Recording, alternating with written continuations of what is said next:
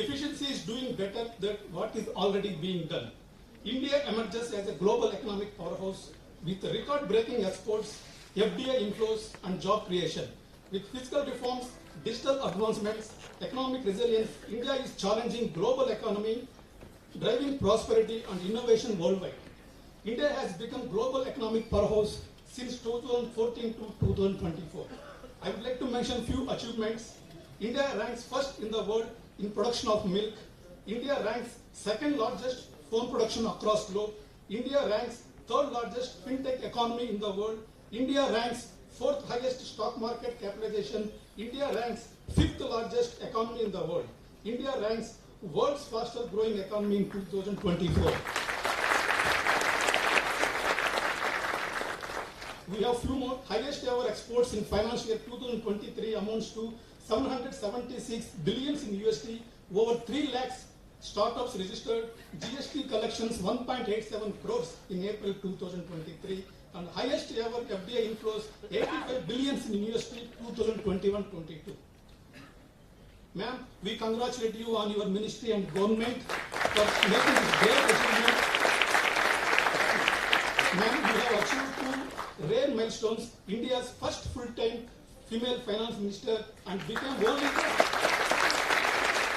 second finance minister in the country to have presented the union budget for 6 consecutive years after Morarji Desai. With this small brief, I take this opportunity to thank once again Honorable Minister of Finance and Corporate Affairs, Srimati Nirmala Sitharaman, for accepting our request to interact with the members. Thank you very much.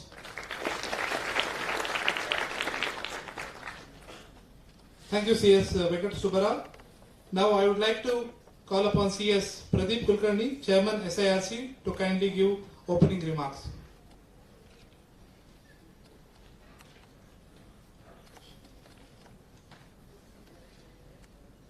Honorable Finance and Corporate Affairs Minister Nirmala Sitharaman ji, our President B. Narasimhan sir, ICSI, Ashwin Dalwadi sir, President CMA Institute, all other dignitaries on the dais, off the dais. Very good evening to one and all, and I welcome you all for this interaction program with Honorable Nirmala Sitharaman ma'am.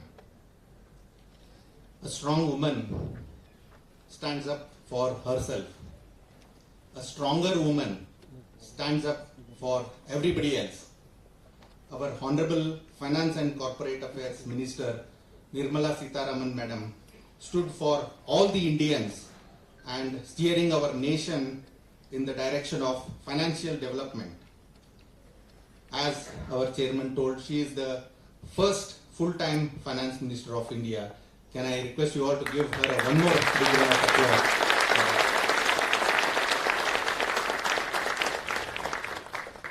As we gather here today, we are presented with a unique opportunity to engage in insightful discussion with Honorable Nirmala Sitharaman madam, exchange ideas and gain valuable perspectives on economic landscape of our nation. Without further ado, let us extend a warm welcome once again to Nirmala Sitharaman madam and express our gratitude for her presence here today. We all members of Institute of Company Secretaries and CMA, I would request on their behalf as well, ma'am, we assure you we will join our hands in our nation building process and making our Bharat from developing country to a developed country in the days to come. Let us all have more words of wisdom from madam here. Thank you one and all. Thank you, CS Pradeep B. Kulkarni. Now I would like to request CMA Ashwin Dalwadi, President of ICMAI, to kindly deliver presidential address.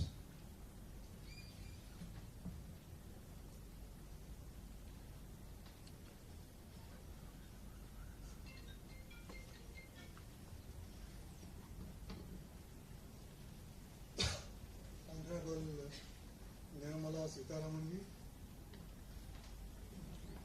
CS President Narsimhanji, dignitaries on the dais and off the dais, my colleagues, CS and CMA professors.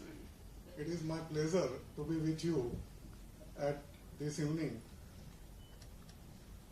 I would like to tell few words, very few things about the institute, our institute, that there are around 1 lakh qualified CMS all across India, and some of them are residing at outside countries also. We have 5 lakh students. We have 116 chapters all across India and 11 overseas centers.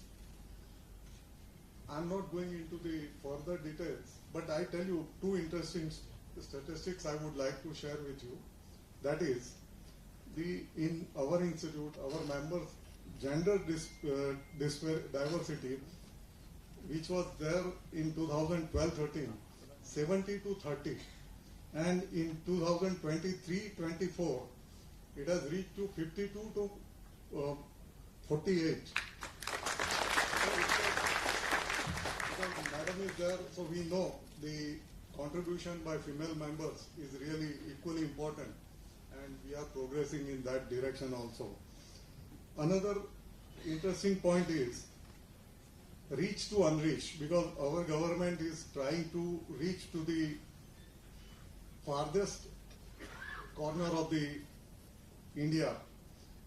Our members, students' location is in terms of pin codes. It is 94% is covered, and cities covered are 94%. So we are still making it to reach to the 100%.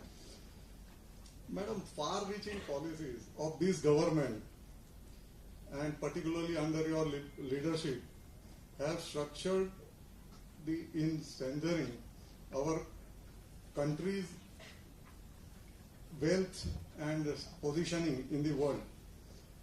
There is no iota of doubt that we are going to achieve the noble goal of becoming number 3rd largest economy in the world very soon. The tone set by yourself, your good self, at Atma Chintan Sibir at Kevadia Colony, that is my home state also, has brought out a clear vision of our government. Incidentally, the zero-based budgeting, as recommended by you, is ab initio the analysis of all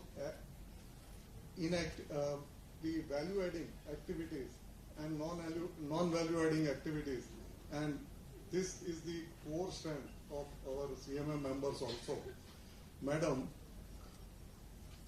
as management accountant, we feel that what can't be measured can't be controlled, and we also are extremely thankful to you for constituting a high power committee to look into the areas of infrastructure costing, areas where government is providing subsidies, grant in different forms, and from different schemes, through different schemes. We are sure that the report will give a comprehensive guidelines, and approach paper will emerge from this report, and we assure you the optimum utilization of resources through our members. At this juncture, I would like to share with you very small thing. Our commitment from our institute towards the goal of the government's vision. To follow the government vision, our institute has decided to have April and May 24 as a months for Viksit Bharat 2047. And in the last week of June 2024, on 28th and 29th, we will have a national convention on the theme Viksit Bharat 2047, synergizing catalyst for the Sankalp to Siddhi. We extend our invitation to join you at this national convention. We assure you, on behalf of the institute and my council members and all CMA members, assure you our best support in the nation building exercises. Thank you. Thank you, CS Ashwin Dalwadi ji. Now I would like to request CS B. Narasimhan, President of ICSI, to kindly deliver presidential address.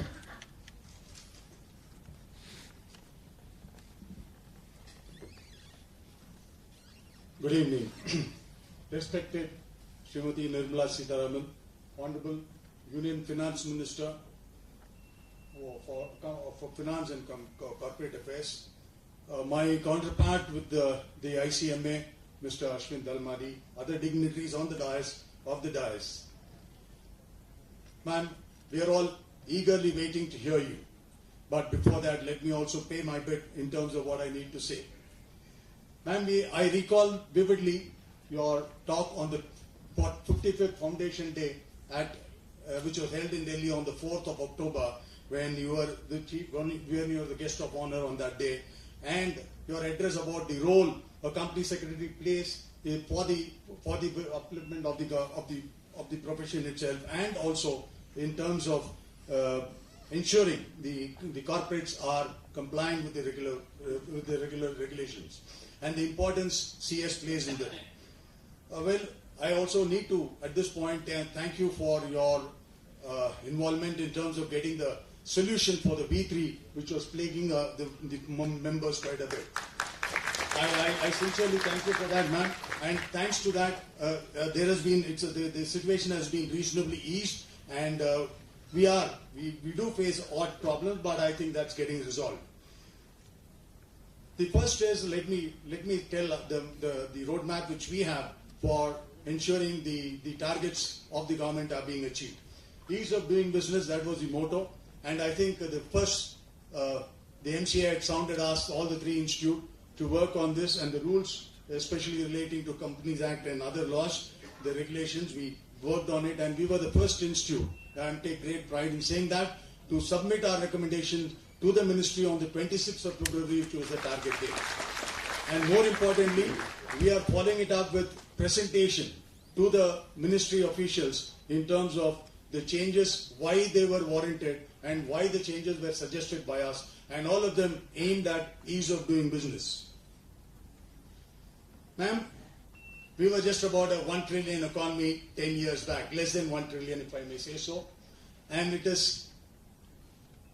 we have achieved now literally close to 4 trillion, and the aim of the government was to reach 5 trillion by 2025. Because of COVID, that may not be achievable, but then we are not too far off from what we want to achieve. And let me tell you, this 4 times growth in the last 10 years is highly remarkable, and it would not have been possible but for the effort which all the ministries have been putting into this. Soon enough, we are also looking at, and we have reached from the 10th largest economy to the 5th largest economy. And soon, we are also looking at reaching the 3rd largest economy, reaching the 10 trillion mark by 2030. Ma'am, and all this, when you look at it, the most critical need would be of professionals, and we are gearing up to that in terms of having adequate number of professionals to serve this commitment of the government. The government is also aiming at being the Viksit Bharat in terms of #1 economy in the world by 2047, a noble gesture, I should say. When you aim, you always aim high, and I'm sure this would all be achievable, and definitely we are working towards that. Currently, our members are much smaller than the other two professional, I can say that, just about 70,000 odd, and the student population is just about 2 lakhs. but I can tell you with certain reasonable amount of assurance that once all this whatever achievement needs to be looked at is possible only only with the help of the capital market. And when we talk about capital market, the first profession comes to the mind of anybody is the company secretary. And therefore, we are looking at literally doubling the number of company secretaries by the year 2047 and about to 1 lakh by 2030 to achieve the requirement of company secretaries in the world. The only way to achieve the impossible is to believe it is possible, and I'm sure all of us are working only towards that. Well, ma'am, I don't want to take much more of your time. We are already working on this and several others. And in fact, we are also associated with SEBI in terms of working out the changes in the regulation for the purpose of ease of doing business. And we have achieved quite a bit. And we are expecting soon the concept paper will be put up by SEBI for public comments. And where a substantial amount of contribution has come from our team who have been associated with the groups. Thanks a lot for this opportunity which has been given to me. And we'll all look forward to hearing your words of wisdom.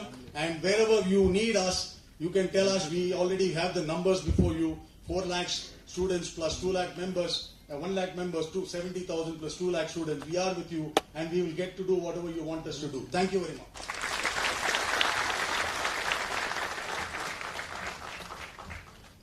Thank you, CSB Narasimhan, President of ICSI. Now it's time to hear it from you, madam. I would like to request you to kindly come over and deliver the address, please.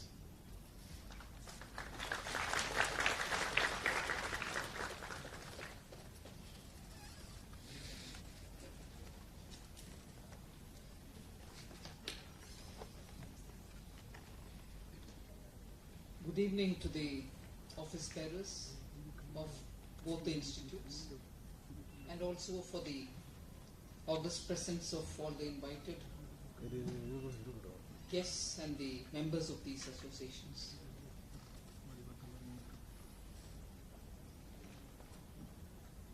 I'm glad to be sharing some of my thoughts briefly,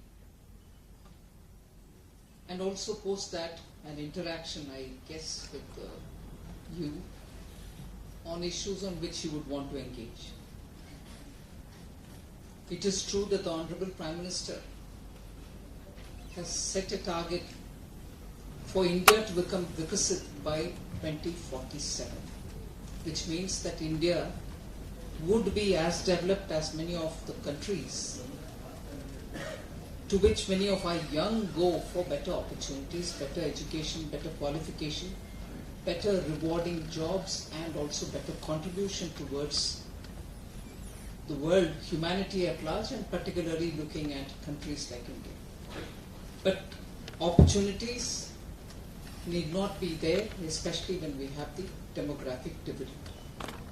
And even as it is, in the last 10 years, many of those prerequisites which make a country developed are the issues on which Prime Minister has been giving attention and the government has been working towards. It is a sea change between what we inherited in 2013-14, in 14 in particular, to where we have reached and where we have reached today. Just to recall and to reiterate the point that development doesn't happen by default. Development does not happen without effort. And that effort the people of India have always wanted to put, and they are putting. But when leadership is not able to grapple with the largeness of issue, with a visionary perspective, and when leadership fails to match up with the expectations of the people, growth can always be stunted, growth can always probably stagnate, and even worse, growth can remain in such order that it can contribute to backward growing or negative growth. And this is not something I'm putting in terms of words, but I'd like to bring to your notice, which I'm sure you're already aware of, because this is election season. You have every narrative coming on to the public domain sometimes even confusing us, all of us as citizens, wondering where the fact lies. But when the figures come out and when the actual contributors speak about it, you know where the truth lies. So on this growth element alone, and how lack of leadership can make it remain stagnant, is something where I would like to spend a minute on, to contrast between what was the situation of India in 2004 when Vajpayee-led government was voted out. The economy had registered more than 8% full year growth in the year 2003-04. Average inflation for the fiscal year 2004 was under 4%. Gross NPAs in public sector banks had become half of what it was 5 years before that. Focus on capital expenditure and infrastructure expenditure had led to Golden Quadrilateral and also PM Gram Sadak Yojana connecting all the rural areas of India. Foreign exchange reserves were healthy. When I say healthy, they were good enough to take care of 17 months of imports. And this is till the end of March 2004. 17 months of imports. Till the end of March 2004, we had enough reserves to take care of 17 months. Whereas what is inherited by Prime Minister Modi in 2014, GDP growth was less than 5% for 2 consecutive years, which is 2012-13 and 13-14. India averaged double-digit inflation from 2009 to 2014. Corporate investment had slumped. Inspector Raj, red tapeism, tax terrorism were all the ingredients to what became a fragile 5 economy. Investment in infrastructure had collapsed so much due to the policy paralysis. Capital expenditure, and I give you the number here, capital expenditure as a percentage of the total expenditure literally halved under UPA rule. It had fallen to 16% in 2013-14 from 31% in 2003-04. Pace of highway construction fell to a third, while Vajpayee-ji-led NDA government added 24,000 kilometers of national highway in 5 years. That is an average of about 4,800 kilometers per year. UPA added only about 16,000 kilometers in 10 years. Naturally, you can calculate for yourself 1,600 kilometers per year. Indiscriminate lending by banks resulted in a huge NPA crisis when Prime Minister Modi took over in 2014. It didn't just affect the banks, the companies' balance sheets were also in severe distress. Pervasive corruption and scams had completely hollowed out the exchequer and brought disrepute and also total distress in the governance mechanisms. Fiscal and revenue deficits were spiraling completely out of control. Foreign exchange reserves had plunged, and there was a fear that we might reach the pre-1991 situation.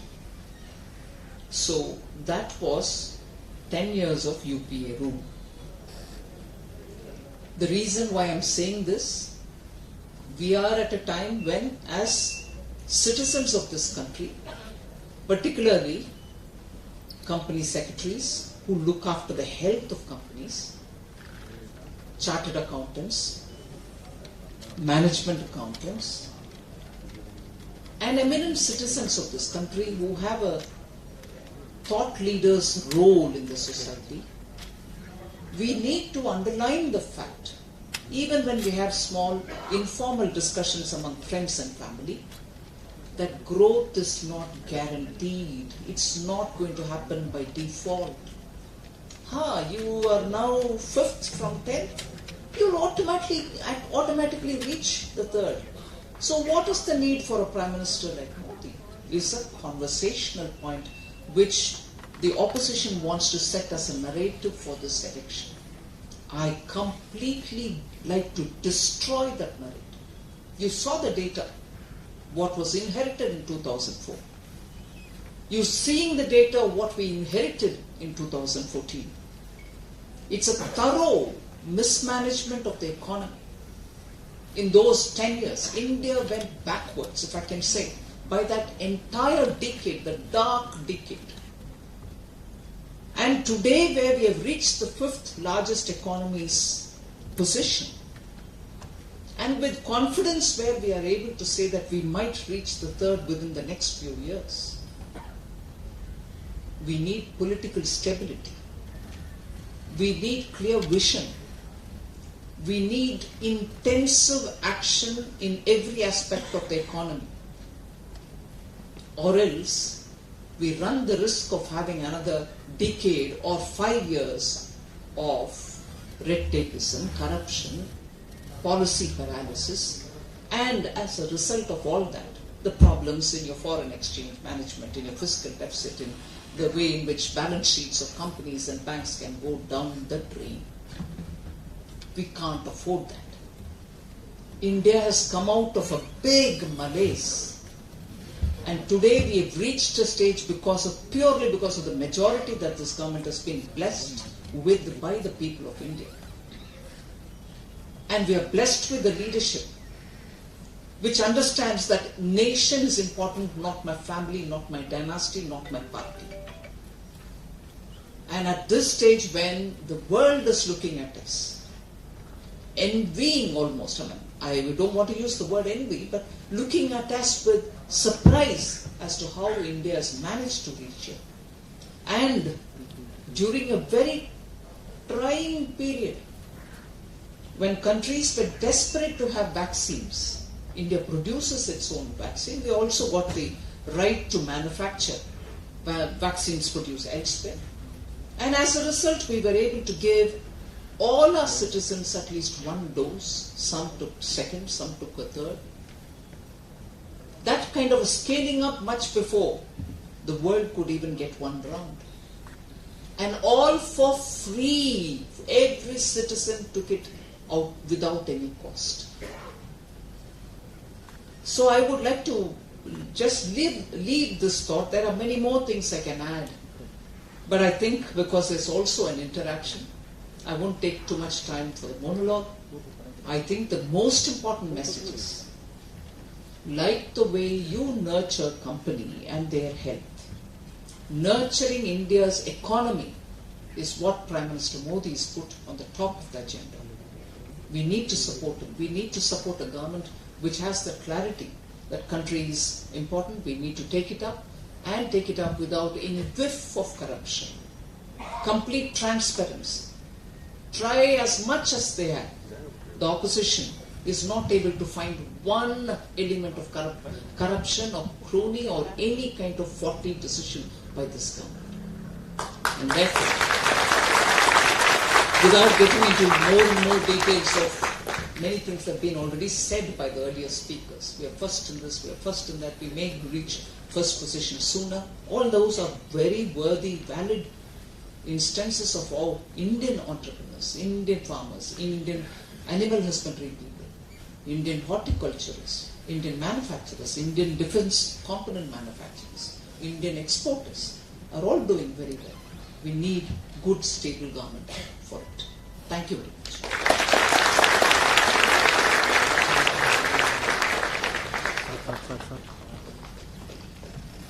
Thank you very much for the encouraging words, madam. Moving ahead, I would like to request